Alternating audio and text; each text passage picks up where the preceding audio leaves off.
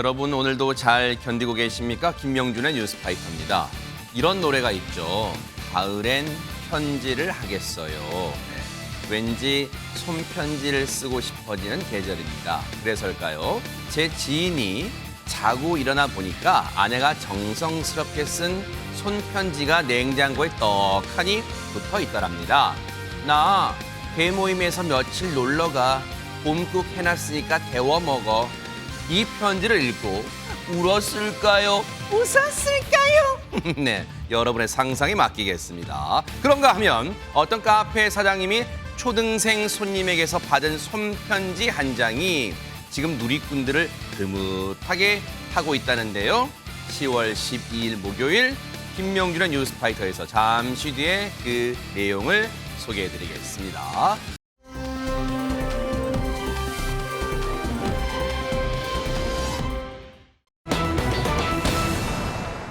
생판 모르는 사람들이 이렇게 정을 나눴잖아요. 조금 전 그 상황은요. 그런데 이번 사연은요.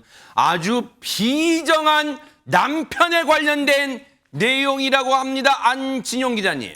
지난 5월 9일 인천시 강화군의 한 가정집에서 발생한 일입니다. 한 60대 남성, 테니스를 치기 위해 옷을 갈아입으러 들어갔다가 집에서 쓰러져 있는 아내를 발견합니다. 아이고. 당연히 구호 조치를 해야 됨이 마땅한데 이 남성 그렇게 하지 않았습니다. 이 의식도 없는 아내에 대한 구호 조치 없이 이 모습을 찍어서 의붓 딸에게 그냥 문자로 보냈습니다. 어머나? 그리고 아내를 방치해둔 채 그대로 외출해버렸는데 지금 나오는 저 사진이 실제 현장의 모습입니다. 어머나 세상에. 네, 모자이크 처리가 돼 있는데 어머나? 당시 이 남성의 아내는 심지어 머리에 피를 흘리고 있는 상태였습니다. 어머나 지금 듣고도요. 여러분 귀를 의심하시죠.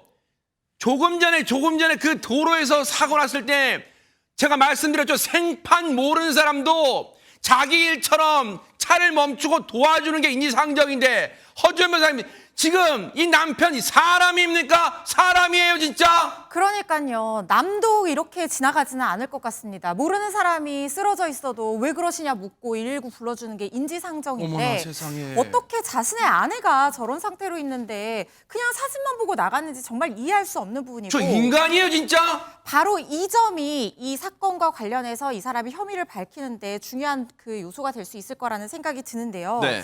일단 남성의 의붓딸이자 피해자의 친딸의 주장에 따르면 사진을 보냈대요. 그러고 나서 전화로 뭐라고 얘기를 했냐면 너희 엄마가 술 먹고 쓰러져 있다. 내가 건드리면 또 가정폭력으로 덮어 씌우면 문제가 생기니까 난 그냥 나간다. 이렇게 얘기를 했다는 거예요. 어머나. 그러니까 이 말로 보면은 이 사람이 그 전에도 이미 엄마와 가정폭력으로 엮인 적이 있었다는 얘기잖아요.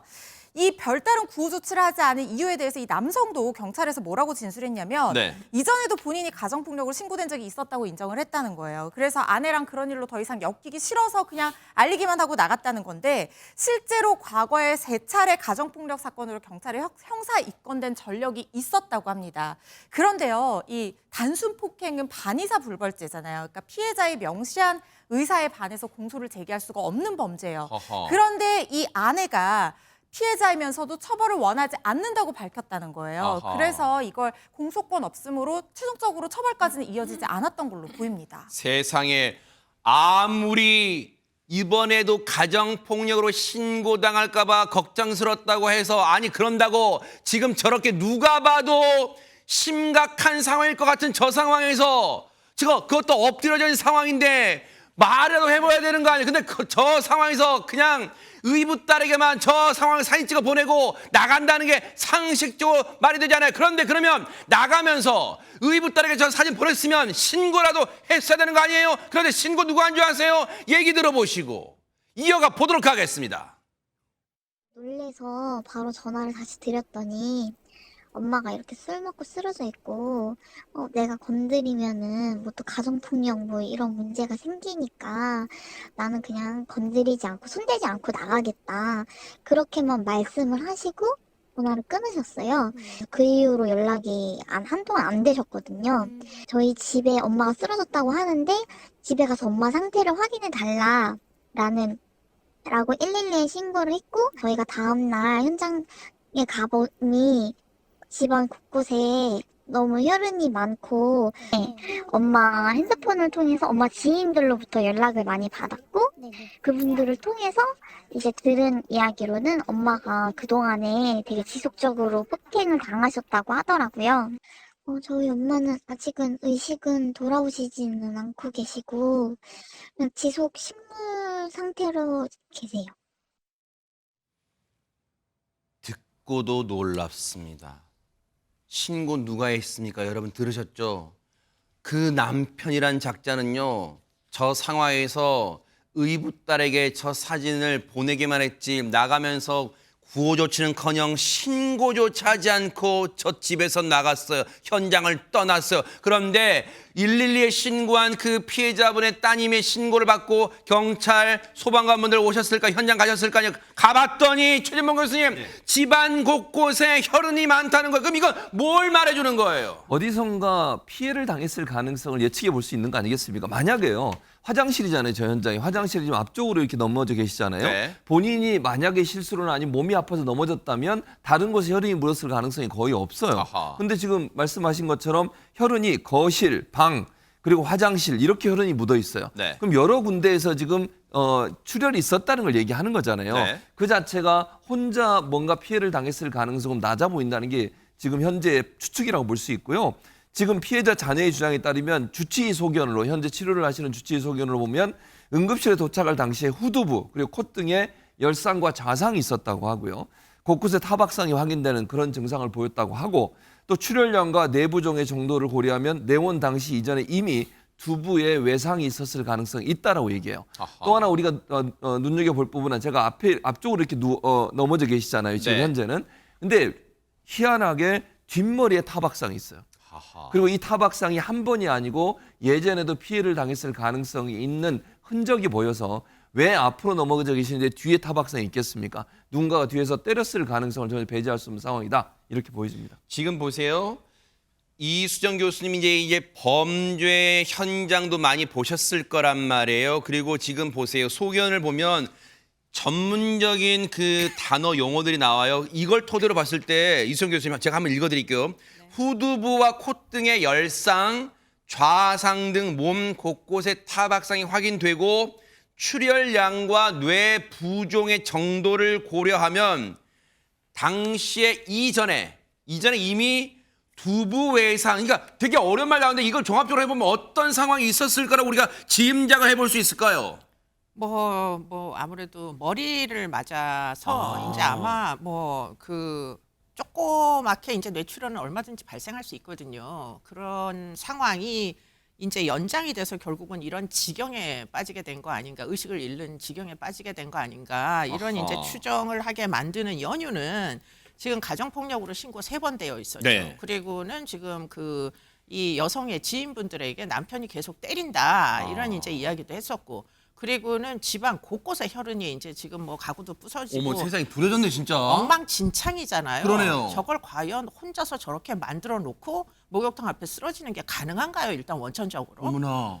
더군다나 지금 뇌사 상태입니다. 어머나. 그러다 보니까 이게 이제 소량의 미세 출혈이 결국은 뇌사 상태에 이르게 만드는 그런 과정이 있었던 거 아닌가. 그런 이제 예상을 하게 되는데, 그러면 지금 이 사건의 죄명이 뭐냐 도대체 아하. 하는 부분에서 지금 굉장히 넓게 염두에 두고 지금 수사를 해야 되는 거 아닌가, 이런 생각이 들고요. 네. 만에 하나 그렇지 않았으면 좋겠지만 사망하시는 경우에 그러면 이거는 결국은 지금 사진까지 찍었잖아요. 네. 집에 들어가서. 그래서 지금 이 지경이 됐다고 따님한테 보냈잖아요. 네. 큰일이 날 수도 있다는 걸 염두에 뒀기 때문에 발뺌하려고 지금 사진을 보낸 거잖아요. 그러니까 그 얘기는 무엇인가를 예상을 이미 했던 그 사진의 증거가 차후에는 만약에 생명을 잃거나 하는 경우에는 이게 결국은 이제 나중에 변호사님이 더 설명하실 수 있겠지만 네. 부작위 살인까지도 갈 수 있는 사건 아니냐, 아하. 이런 생각이 들어서 네. 이 사건은 그냥 지금 대충 넘어갈 상황이 아니다, 이렇게 보입니다. 이게요, 우리가 상식적으로 보세요. 뭔가 몸에 이상이 올 수는 있죠. 그런다고 이제 쓰러지는데 보세요. 앞서 집안의 가구로 보이는 집기들이 보세요. 저렇게 심하게 그 가구의 다리가 부러졌을 정도로 어떻게 그거를 훼손하고 욕실에 넘어집니까? 엎드려집니까? 그게 아니잖아요. 상식적으로 그게 말이 안 되잖아요. 그리고 보세요. 집안의 상황이 정리정돈된 느낌이 아니라 뭔가 미루어 짐작컨대 허준 변호사님 뭔가 심한 몸싸움 내지는 뭔가 다툼 현장은 그걸 말해주고 있는 거 아니에요? 어떻습니까? 물론 현장은 그걸 말해주고 있지만 그 몸싸움을 한 상대방이 이 남편인지 아닌지 지금 입증할 수 있는 증거가 없는 걸로 보입니다. 그게 굉장히 중요한 이유가 뭐냐면요. 지금 경찰에서 이 남성을 유기죄 혐의로 최종적으로 적용을 해서 지금 송치를 한 상황으로 알려지고 있거든요. 근데 처음에는 유기치상 혐의라고 봤어요. 근데 그러니까 다치게 한 뒤에 버려놓고 방치했다고 봐서 이 유기행위 자체가 상해를 가져와서 이 다치게 만들었을 때 네. 그럴 때 유기치상죄가 적용이 되는 건데 그런데 문제는 뭐냐면 이 피해자 발견 당시 시점에 머리 부상의 원인이라든가 아니면은 피해자 상처의 진행 정도라든가 이런 것들이 입증이 안 되는 상황인 거예요. 그러다 보니까 남편이 이 상처를 만들었는지 아니면 이 유기행위 자체가 치상, 그러니까 다치는 행위와 어떤 관련이 있는 것인지 그 연결고리에 대한 입증이 불가능한 상황으로 보입니다. 그래서 검찰도 처음에 이 경찰이 유기치상 혐의로 구속영장을 신청을 했는데 검찰이 지금 머리 부상과 관련해서 의학적 검증이 좀 필요하다 이렇게 반려를 했다는 거예요. 그러니까 검찰이 구속영장 청구를 하지 않은 겁니다. 그 이유는 아마 검찰 쪽에서도 이 부분에 대한 소명이 잘 안 되고 있다고 본 것 같아요. 그래서 경찰이 2달 동안 보완 수사를 하면서 이 유기치상에서 가장 확실하게 유기한 것은 맞잖아요. 이 남편이 네. 보호할 의무가 있으니까요. 네. 그래서 유기 혐의로 일단 변경해서 구속영장을 다시 신청을 했지만 지금 반려된 상황이고요. 아까 부작위에 의한 살인 혐의도 잠깐 말씀이 나왔었는데 이것도 사실은 입증하기가 상당히 좀 까다로워 보이긴 합니다. 이게 성립을 하려면 이게 최소한 뭐 보호 의무, 요구자의 어떤 의무가 있는 존재는 부증인적 지위라고 하는데요. 그거는 인정이 될 수 있을 것 같은데 문제는 뭐냐면은 선행행위가 입증이 돼야 돼요. 그러니까 이게 도와주지 않아서 사망이라는 결과를 발생시킨 거잖아요. 그렇다면은 실제로 살인이라는 지금 상황은 어떤- 아닙니다. 의식이 없고 네, 의식이 없는 상태네네. 상황인데 실제로 이 사람을 때린 것과 유사한 정도의 어떤 행위 정형의 동가치성이라고 하는데요. 똑같은 정도의 수준의 행위를 했다는 것이 인정이 돼야 돼요. 네. 그런데 이 선행행위가 있는지 없는지 입증하기가 쉽지가 않은 상황이고 특히 지금 사진을 전송하고 전화를 한 게 어떻게 보면 살인의 미필적 고의, 예를 들어서 살인이라든가 상해의 미필적 고의를 인정할 수 있는 여지도 있지만 어떻게 보면 본인이 이거 어느 정도 하고 나왔다 이렇게 주장할 수도 있는 부분이거든요. 그러니까 나는 이 사람을 다치게 할 의도가 있었던 게 아니라 도와주라고 딸에게 얘기를 한 것이다 이렇게 얘기할 수도 있는 부분이거든요. 그래서 이 부분은 부작위에 의한 살인이라든가 뭐 이런 것들까지 만약에 사망한다고 하더라도 입증하기는 상당히 쉽지 않아 보이는 부분입니다. 네. 지금 저 피해자분 지금 아내분은 의식이 없어요. 안타까워요. 지금 이제 이른바 식물인간 상태로 지금 계신다는데 안진용 기자님 지금 피해자분의 아까 따님 뭐 인터뷰했습니다만 지금 억울할 것 같아요, 진짜. 네, 그래서 이 피해자의 자녀들은 오늘 법률 대리인을 통해서 보도 자료를 냈습니다. 그 내용을 살펴보면 일단 아내가 의식 없이 피를 흘리며 쓰러져 있다면 사망의 예견 가능성이 있는 바 111이나 119에 구조 신청을 해야 된다는 거죠. 이게 상식임에도 불구하고 현장을 이탈해서 그 결과 생명이 위독해졌다는 거고요. 또 덧붙여서 아내를 구조하지 않은 부작위로 인해 발생한 비극적 결과에 동등한 잣대로 상응하는 법적 책임을 져야 한다면서 아까 이수정 교수님께서 말씀하신 대로 부작위에 의한 살인 미수를 주장하고 있습니다.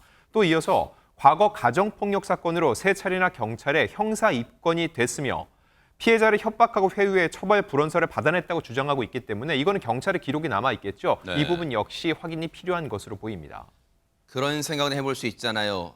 피해자의 따님이 신고를 했잖아요. 그럼 그 전에 이 남편이라는 사람이 신고를 했다면 그 긴박한 순간, 위급한 순간을 조금이라도 구조가 되는 시간을 단축시킬 수 있었다는 생각은 들잖아요. 그렇기 때문에 이 사건 반드시 어떤 결과가, 어떤 혐의, 어떤 법적인 처벌이 내려질지 한번 뉴스파이터 차분하면서도 눈 부릅뜨고 지켜보고 따라붙어 보도록 하겠습니다.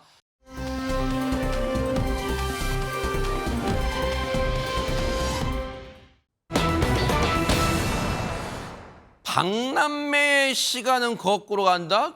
누군데 이 박람회 유명하신 분들이에요, 안지용 기자님? 일단 박남매, 남여죠. 네. 이 중에서 여성분의 이야기를 먼저 해보겠습니다. 어허. 바로 국민 시어머니로 유명한 배우 박준금 씨입니다. 오호. 올해 벌써 환갑이 넘었어요. 61살인데 진짜요? 세 가지를 아직도 갖추고 있습니다. 어머나 동안 반갑네요. 외모, 아이고 오랜만에 봅니다. 네. 네, 동안 외모, 꿀 피부, 풍성한 모발인데 어허. 무용을 전공해서인지 현재도 몸무게가 43kg에 허리 둘레가 23에서 24인치 정도를 유지하고 대박! 있다고 하고 이쯤 되면 사람들이 뭐 타고났나 보다 할 수 있는데 굉장히 자기 노력을 많이 합니다. 와. 유지 비결 중에 하나는 잣인데 허기가 질 때는 잣을 먹으면서 허기를 달랜다고 하고 꿀 피부의 비결은 한 달에 한 번씩은 피부과에 가고 또 1인 1팩을 한다고 합니다. 네. 그리고 게다가 박준금 씨 풍성한 머리숱도 남다른데요. 샴푸를 3번이나 하면서 모공에 있는 대박. 때를 반드시 제거를 한다고 합니다. 지금 시청자분들께서 그러실 거예요.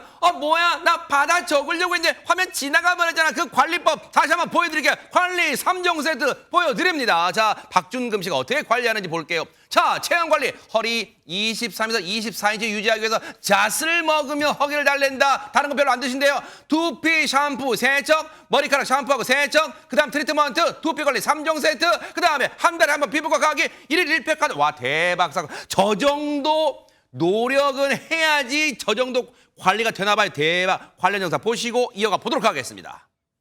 얘기 듣고 별것도 아니네 이렇게 생각하실 수 있어요. 근데 안젤리나가 정말 철저하게 지키는 것 중에 하나는 국을 조심한다는 거. 도저히 넘어갈 수 없는 국물은 사실은 있어요. 갈비탕 국물 같은 경우는 그거는 정말 포기하기가 힘들 정도로 아무거나 막 뜯어먹고 싶고 막 그럴 때 있어요. 그럴 땐 저는 잣을 먹습니다. 배고플 때는 이제 요거 한 몇 개씩 집어 먹으면 포만감을 조금 어느 정도, 그러니까 날 속이는 거죠. 난 배 안 고파. 맛있는 거 먹었어. 너무 신기했어요. 머릿결이 너무 좋아지는 거예요. 이제 보여줘야 되는 직업을 갖고 있기 때문에 더 예쁘게 보이겠다는 아니라 망가지는 모습은 보이고 싶지 않다. 진짜 지금 영상을 보면서도 허준 변호사님 시청자분들이 만약에 저희가 말씀을 미리 안 드렸다면 몇 살쯤 됐을까 이러실 것 같아요 진짜. 박준금 씨 팬들 사이에서 불리는 별명이요. 뭘까요? 중년의 제니라고 합니다. 블랙핑크의 제니 씨 못지않게 네. 너무나 감각이 좋고 저렇게 관리를 잘하시기 그러네요, 때문에 진짜. 그렇게 불리거든요. 네. 그리고 박준금 씨 또 유명한 게 있어요. 뭘까요? 저도 구독하고 있는 영상인데요. 박준금 씨 패션 감각 정말 탁월해서 그걸 주제로 한 유튜브, 너튜브 영상도 지금 만들어서 그래요? 올려주시고 계시거든요. 오. 패션 너무 관심이 많아서 뭐 옷 전문으로 이렇게 놔둔 방만 집안에 4개가 있다고 하고요. 집에요? 네, 집 어머. 안에 드레스룸만 4개가 있다는 거예요. 그리고 뭐 이 영상에 올라온 내용을 보면은 카디건 안에 티셔츠 입지 마라. 안에 반들반들한 거 입어야지 바깥에 핏이 산다. 뭐 이런 조언, 굉장히 실질적으로 도움되는 이야. 조언들 많이 해줘서 팬들이 정말 좋아하거든요. 네. 이 의상 소화력에 정말 젊은 층들도 다 감탄을 합니다. 야, 박준금 씨의 패션 센스가 진짜 어느 정도인지 영상으로 확인해 보시고 이어가 보도록 하겠습니다.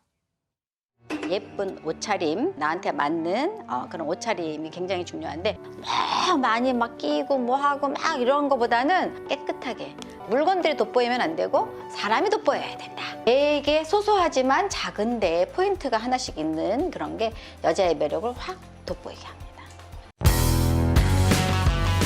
작년부터 Y2K가 대세죠. 상의가 한 20년 된 옷이고요. 하의는 한 15년 됐을 거예요, 아마.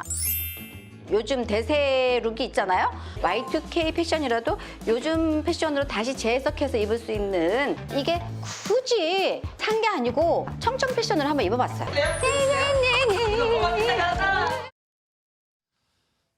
저 영상 보시면서 최재문 교수님 사실 시청자분들이 저 패션 감각 보고 있는 게 아니라 아이고 참 집 좋다 이렇게 하시는 분도 계실 수도 있어요 지금. 그러니까요. 뭐 화면이 저는 그림인 줄 알았어요.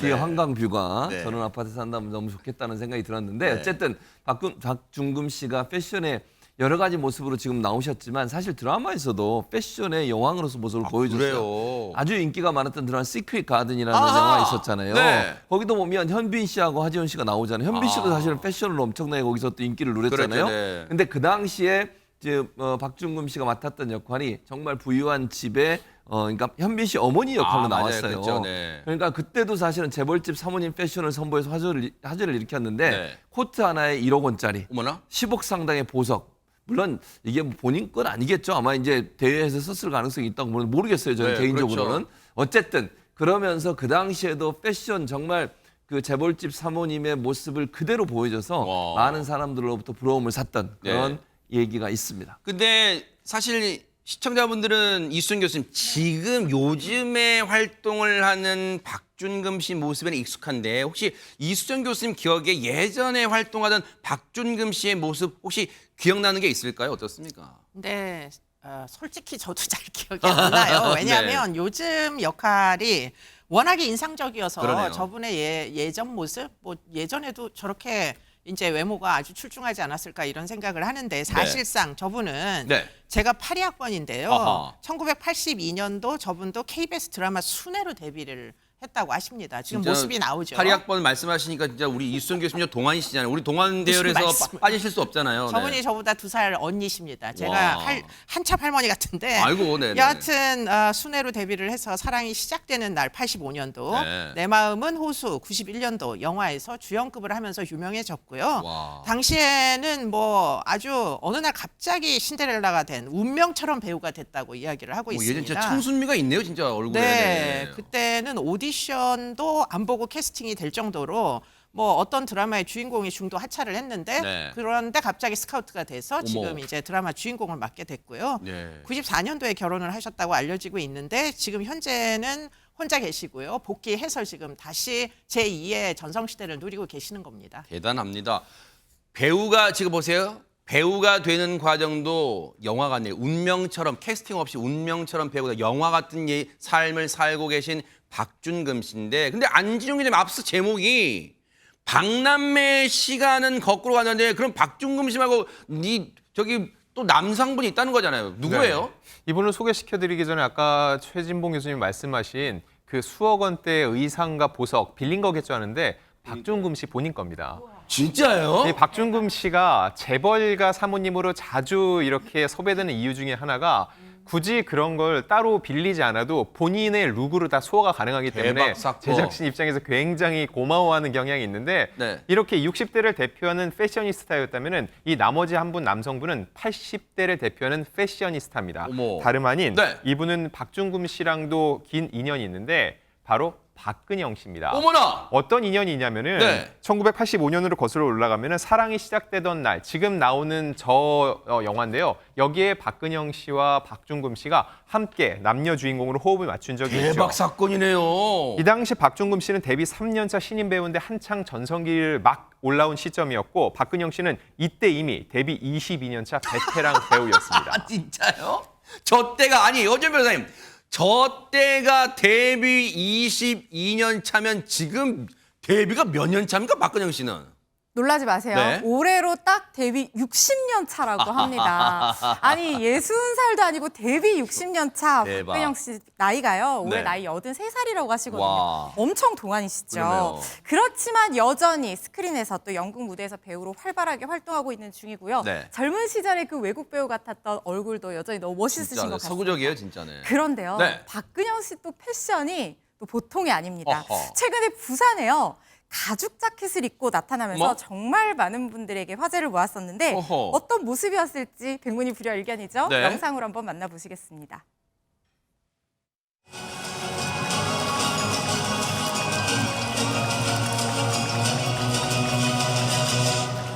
부산국제영화제는 처음 와봤습니다. 그러니까 지금까지 배우 생활하면서 처음 이런 큰 대회를 와보고 너무 놀랐고 아주 기분이 참 좋습니다. 제가 그게 순발력 있게 애드립하고 그러는 배우는 아닌데 감독님이 요구하지도 않고 콘티에도 없는 춤을 췄어요. 황원역에 보이는 저의 춤을 한번 구경해 주세요. 아주 멋있을 겁니다. 그대여 내 맘에 언제라도 그런 발자국을 내어줘요. 그렇게 편한 숨을 쉬듯이 언제든 내 곁에 쉬어가요.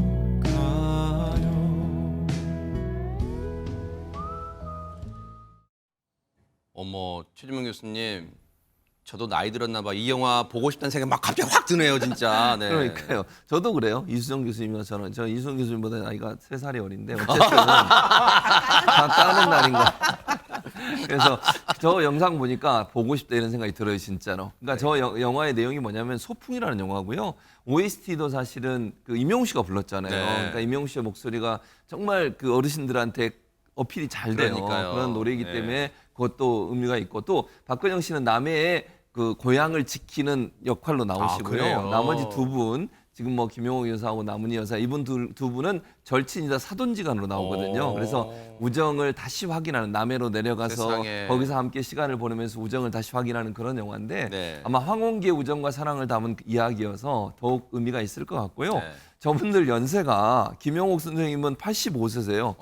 데뷔가 66년 차고요. 남은희 선생님은 81세, 데뷔가 62년 차고요. 네. 그리고 박근영 선생님은 83세고 데뷔가 60년 차인데 이렇게 오랫동안 우리 곁에서 그렇게 정말 왕성하게 활동해 주시는 것만으로도 너무 저는 그러네요. 기쁘고 좋아요. 맞아요. 저런 분들이 저렇게 오랫동안 활동해 주시면 연세가 있으신 분들도 내가 삶의 의욕을 갖고 계속 일할 수 있는 여러 가지 여건들을 마련해 주지 않겠습니까? 그러네요. 그런 점에서 세 분에게 큰 박수를 보내드리고 이 영화도 대박 나시기를 바라겠습니다. 저 세 분이 왕성하게 활동하는 자체가 후배분들에겐 든든한 기댈 언덕이 되는 거잖아요. 근데 박근영 씨, 이수영 교수님, 진짜 패션 감각이 대단합니다, 진짜로. 어떻게 가죽 재킷을 이렇게 소화할까요? 네, 글쎄 말이에요. 더군다나 지금 다리 길이가 기럭지 장난 아니에요. 네, 기럭지 장난 아닙니다. 그 시절 분이 저렇게 큰 분이 안 계시고요. 네. 더군다나 몸매가 83세 남성으로서 믿을 수가 없는 진짜. 몸매다. 그런 생각이 드는 게 얼만큼 자기 관리를 철저히 했으면 네. 83세에 저 정도의 이제 어떤 뭐 스타일이 나오는가 놀라운 일이고요. 네.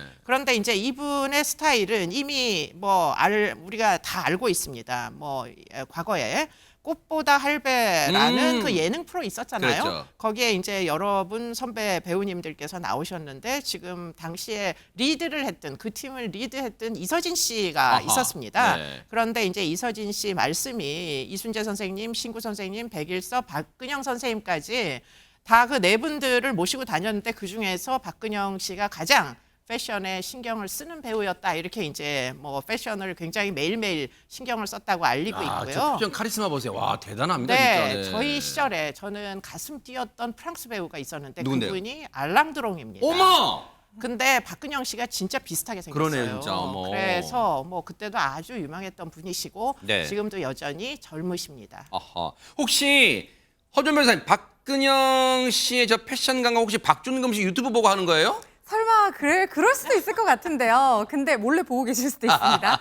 그런데 이 박근영 씨는 스타일리스트 강난희 씨의 도움을 받고 있다 이렇게 그래요? 얘기를 하셨어요. 근데 처음에 이 스타일 변화를 줄 때는 겁이 살짝 나기도 했었는데 이제는 좀 알 것 같대요. 패션에 대해서 알 것 야. 같아서 절친 신구 씨와 백일섭 씨가 이 패션 감각을 지적한다고 합니다. 근데 이게 이분들이 지적하셔도 되는 분이신지는 잘 모르겠지만 어쨌든 그런 친구의 이야기를 귓등으로도 듣지 않는다고 하는데요. 네. 그렇다고 해서 뭐 유명한 제품 비싼 것만 사는 게 아니라 네. 외국 사람들 검소한 옷차림을 보고 난 뒤부터는 동대문에 가서 쇼핑을 자주 하신다고 하고요. 오호. 또 아내분께서 또 사주시기도 한다고 그래요. 합니다. 그런데 직업에 들어갔을 때 배우로서만 패셔니스타고 평소에는 또 수다분한 동네 아저씨다 이렇게 야. 소탈하게 말씀하시기도 했습니다. 아니, 근데 최명규 원장님 보실 때는 이게 외모 관리, 그러니까 피부 관리, 그게 뭐냐, 이 식단 조절도 있겠지만 어떻게 저렇게 진짜 체형도 그렇고요. 관리할 수 있을까요?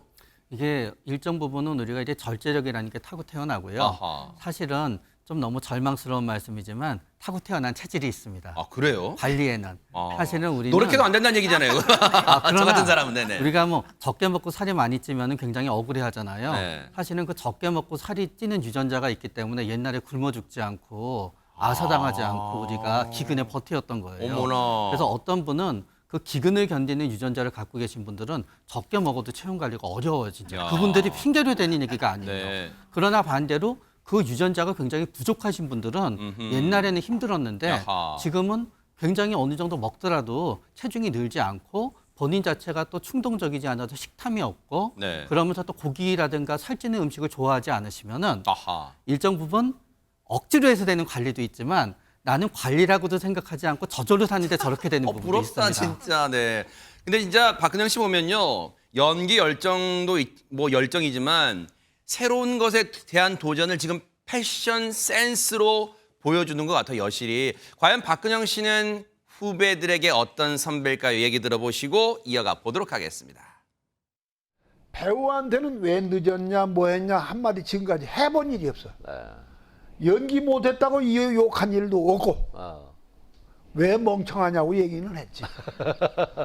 쉽게 생각하려면 뭘 그렇게 혼자 끙끙끙끙대고 그냥 그 정해진 코스로만 가는 거야 자꾸. 좀 머리를 썼으면 좋겠는데. 그래서 답답하면 왜 이렇게 멍청하냐 너는. 그런 정도였지. 절대 내가 화내거나 그런 적은 없는데 어느 날부터가 하여튼 무서운 선배 돼가지고. 일단 제가 급하게 수습은 했습니다만 면목이 없습니다. 거기서 뛰어내릴 줄은 상상도 못했습니다. 이상하게 집히는 적은 없었나? 그날 술을 좀 많이 마셨던 것 같습니다. 누가 죽였냐? 몰라. 여긴 날 만나지 말았어야 했어.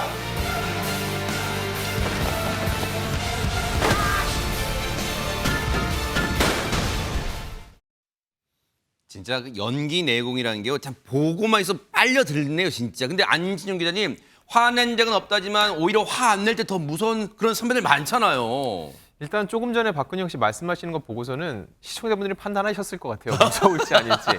정작 본인은 호랑이 선배란 말을 이해 못한다고 하시는데 네. 사실 같은 상황도 다르게 기억됩니다. 몇몇 피해자라면 피해자인 분들이 있는데 한 번은 이렇게 딱 촬영 들어가기 직전에 한 후배 배우가 잠깐만요 해서 생리적으로 급한가 했는데 감정을 잡겠다고 했다는 겁니다. 근데 박근영 씨 입장에서는 감정이 이미 다 잡혀 있어야 되는 거지 그게 말도 안 된다. 이런 똥 배우가 있다고 얘기했는데 네. 얼마 후에 배우 윤상현 씨가 그 똥 배우가 바로 나였다라면서 스스로 인정한 적이 있는데 다만 그런 혹독한 가르침 속에서 많이 성장했다고 얘기했고 네. 원빈 씨에게는 머리가 너무 길어서 짧게 자르고 오란 얘기를 한 적도 있다고 하는데 뭐. 또 한 명 바로 칸의 여왕 전도연 씨 역시 네. 가장 심하게 혼났던 후배 중에 한 명이라고 합니다. 그래요? 박근영 씨가 그런데 전도연 씨가 눈물을 흘리면서도 끝까지 덤벼서 자기 것으로 만들어내는 것을 봤다고 하는데 결국 그냥 혼낸 게 아니라 배우로서 더 여물게 하기 위해서 세상에. 본인이 그걸 감수하고라도 후배들에게 따끔한 질책을 했던 것으로 보입니다.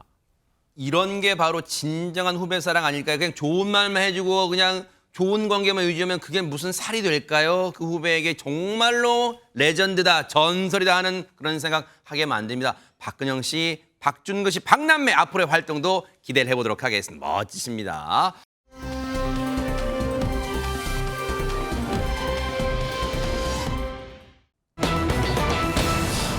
아빠 미소 부르는 손편지. 아하, 허준 변호사님. 아빠한테 아이가 편지 썼나 봐요.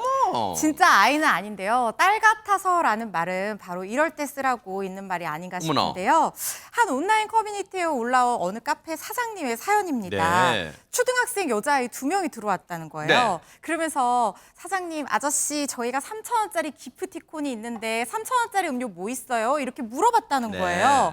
이 직원이 알려주니까 아이들이 너무 슬퍼하면서 우리는 다른 거 먹고 싶은데 점점점 그러더라는 거예요. 그래서 직원이 돈 추가로 더 내면 된다 그렇게 얘기를 했더니 아이들이 더 슬퍼하면서 지금 저희가 돈이 없어요 이랬다는 겁니다. 아이고, 듣고만 있어도 왠지 저희가 막 가슴이 찡해요. 아이고, 애들이 얼마나 그게 먹고 싶었으면 그랬을까 그런 생각 들어요. 안진용 기자님. 저는 너무 와닿는 게 네. 제가 아이가 10살, 7살인데 뭔가 잘할 때마다 500원씩 적립을 해주는데 항상 아이들이 갖고 싶어하는 건 그 이상이거든요. 그렇죠. 근데 저는 단호하게 그냥 안 돼, 그 안에서 해라고 하는데 멋지다.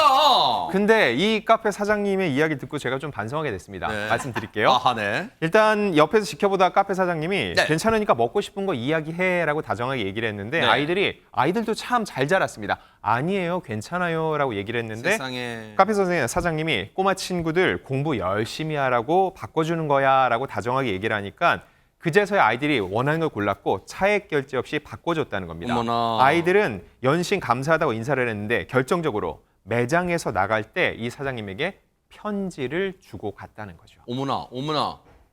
그 편지 내용에 뭐라고 적혔을까? 혹시 이거 빼기 이거는 이거 정도 차이기에 뭐 그런 뭐 덧셈 뺄셈 한 거예요? 그렇지 않습니다. 어허. 무슨 내용이냐면 글은 이렇게 돼 있었어요. 그림도 있었는데 그림은 나중에 설명해 드리고 네. 저희가 꼭 돈 챙겨와서 똑같은 음료 제 돈 주고 사 먹을게요라고 어머, 이 그랬었고요. 편인가 봐요. 예, 어머, 어머. 맞습니다. 이게 차익이 아마 1,900원인가 봐요. 네. 1,900원 언젠가 다음 주도 아니면 다다음 주에라도 갚아보겠습니다. 감사합니다 사장님. 그리고 알바 언니도요라고 얘기하고 지금 저 사진 보이시죠? 네. 1,000원짜리 그림 그렸고요. 500원, 100원, 10원. 그러니까 1,900원을 그림으로 그린 거예요. 어머나, 그래서 저희가 세상에. 편지지가 없어서 갖고 있던 이제 노트를 좀 찢어서 이렇게 쓴 것 아이고, 같아요. 귀엽다, 귀여워. 그러면서 사장님 더 비싼 걸 그냥 주셔서 감사합니다. 알바 언니분께도 휘핑까지 다 넣어주셔서 아이고. 감사합니다라는 글 썼고요. 그리고 앞으로 자주 시간 될 때 종종 와서 먹을게요. 감사합니다라고 저 편지를 주고 갔습니다. 저 사장님은요, 진짜 큰일 하신 거예요. 우리 대한민국의 미래, 이 나라의 미래, 전 세계의 미래인 우리 아이가 좌절하지 않고 오히려 저렇게 원하는 거 얻고 그 원하는 것만 얻고 획 나간 게 아니잖아요. 이 아이들은 얼마나 마음이 따뜻합니까? 진짜 천사 같은 마음이잖아요. 정말로 선행을 해주신 이 사장님과 그리고 그 감사함도 잊지 않은 저 두 아이 정말 앞으로도 밝고 멋지게 자랄 거라 확신합니다. 믿어 의심치 않습니다. 정말 멋있었어요. 정말 잘 고맙습니다.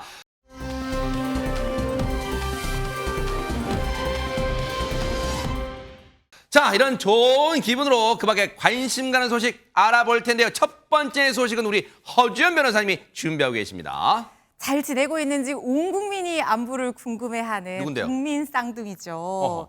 이 지난 7월 7일에 에버랜드 판다월드에서 태어난 바로 푸바오의 쌍둥이 동생들, 어허. 이 쌍둥이 바오들 기억하시나요? 어허! 이 아이들이 벌써 생후 100일을 사흘 앞두고 있다고 합니다. 대박, 시간 빠르네요, 진짜. 보송보송 그 솜털들이 베네털들을 다 벗고요. 이제 흰털도 나고 판다의 어허. 무늬인 검은 줄무늬까지 선명해지고 있다고 그래요? 하는데요. 훌쩍 큰 둥이 바오들 모습 너무 궁금하시잖아요. 네. 보시겠습니다. 아하. 좋아.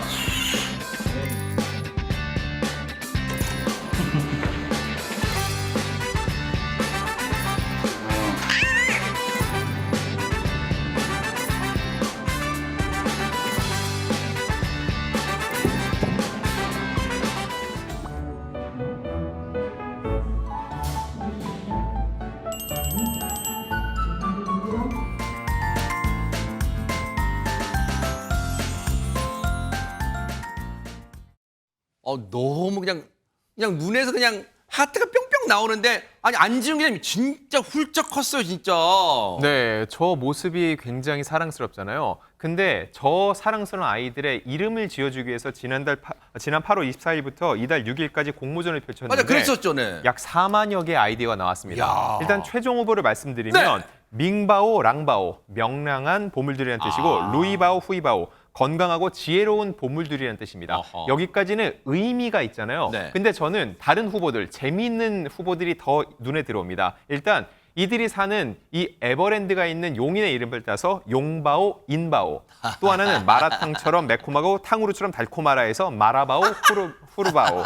또 하나는 한국의 성을 붙여서 김바오, 이바오는 재밌다, 어떠냐라는 진짜. 네, 재치 재밌어요, 있는 네. 제안도 있었습니다. 와, 근데 이제 진짜 이름이 다 저렇게 이제 좋은 이름, 번뜩이는 이름, 막 후보들이 답지했어요. 4만 개가 넘는 아이디어가 왔는데, 자, 채택된 이름은 뭘까요? 두구두구두구 영상으로 공개합니다. 먼저 1바오 이름을 공개하겠습니다.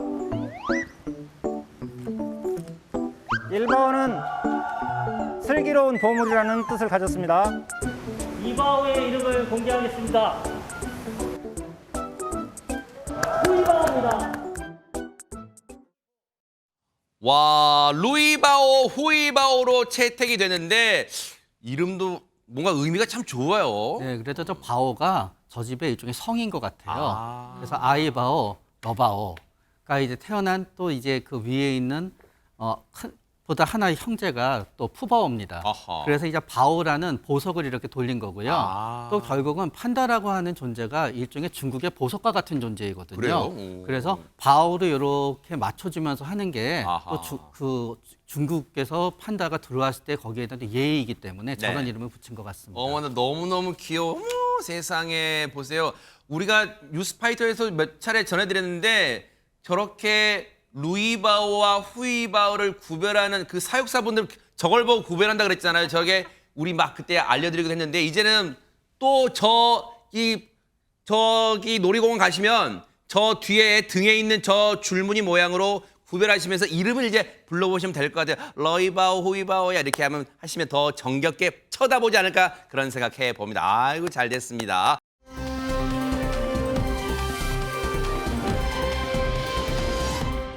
자, 그런가 하면 두 번째 소식은 또 뭘까요? 허주연 변호사님. 네, 크고 무거울수록 좋은 것. 그러면은 바로 선물 떠오를 텐데요. 제가 앵커님께 크고 무거울수록 좋은 바로 이 선물 하나 드릴까 싶은데요. 금덩어리군요. 호박입니다. 지난 9일 미국 캘리포니아주에서 제50회 세계 호박 경연대회가 열렸는데요. 네. 영상으로 한번 만나보시죠. 어허. 보기만 해도 감탄이 절로 나오죠. 어머나 하잖아요. 뭐야? 커다란 호박들이 속속 등장하고 에이, 저 있습니다. 만든 거겠죠. 진짜 호박이에요. 어머나? 대체 뭘 먹고 컸길래 이렇게 크게 자란 너 건지 뭘 먹었니? 정말 놀라울 정도인데요. 진짜 뭘 먹었니 물어보고 싶어요. 네. 그중에서도 유난히 더 거대해 보이는 바로 이 호박. 한 원예의 교사가 애지중지 키운 건데요. 무게가 무려 1247kg입니다. 지금 좋아하는 거 보셨죠? 네. 대회 우승을 차지한 거거든요. 세계 신기록까지 경신했다고 합니다. 아니 최진봉 교수님 무슨 호박이 1톤이 넘어야지 지금 대박 사건이나 진짜로. 엄청나게 크죠. 네. 그러니까 미국은 이제 호박이 그 10월 말 되면 유명해지거든요. 어허. 그러니까 10월 되면 보통 이렇게 대회를 열어요. 어허. 그러니까 큰 대회도 있지만 동네에서 여는 대회도 많은데 지금 오. 이 대회는 이제 세계적으로 유명한 대회고 그래요? 50회를 이루고 있잖아요. 야. 1247kg이니까 엄청나게 큰 거고요. 오, 네. 이 우승자가 누구냐면 트랩스 진저라고 하는 분인데 네. 이분이 10대 때부터 아버지가 호박 농사를 지었대요. 어머나. 그러니까 그때부터 배운 거예요. 네. 호박을 키우는 방법을. 이분이 지난해에도 우승을 했거든요. 네. 올해 우승을 해서 2연패를 달성을 했고요. 오호. 상금이 무려 3만 달러예요. 네. 3만 달러면 엄청나게 많은 돈이죠. 거의 한 3천 몇백만 원 정도 되거든요. 네. 그 정도로 큰 금액의 상금도 걸려 있어서 네. 이분이 열심히 키운 것 같습니다. 아하, 정말 잘했어요. 근데 정말로 그 가꾼 정성이 정말 대단하다 이런 생각해 봅니다.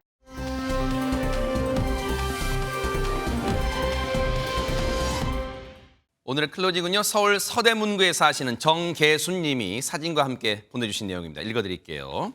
얼마 전에 구청 소식지에서 반가운 글을 읽었어요. 무악산이라고도 불리는 서대문구 안산에 황토길이 생겼다는 거예요. 제가 수술이 필요할 정도로 다리 고통을 달고 살던 터라 너무 반가워서 남편과 한달음에 방문했죠. 꽃 구경도 하고 황토물에 조교까지 하니 저절로 힐링이 되더라고요. 주변에 인생샷 건질 수 있는 홍제 폭포도 있어서 일석이조랍니다. 이제부터 맨발 걷기 열풍에 동참해 보렵니다. 이렇게 보내주셨습니다. 정계수님, 남편분과 금실도 더 좋아지시겠어요. 황토에 좋은 기운 받으셔서 다리 통증도 쾌차하시길 바랄게요. 김명준의 뉴스파이터 여기서 마치겠습니다. 함께해 주신 여러분 고맙습니다. 보고 계십니까? 대박 사건. 네, 안녕하십니까? 김명준입니다. 여러분과 함께하는 뉴스파이터. 다양한 소식과 뉴스를 보고 싶으시면 화면 오른쪽을 꾹 눌러 구독해 주시길 바랍니다. TV로도 유튜브로도 여러분께 한 발 더 다가가겠습니다. MBN 뉴스와 뉴스파이터를 사랑해 주셔서 고맙습니다.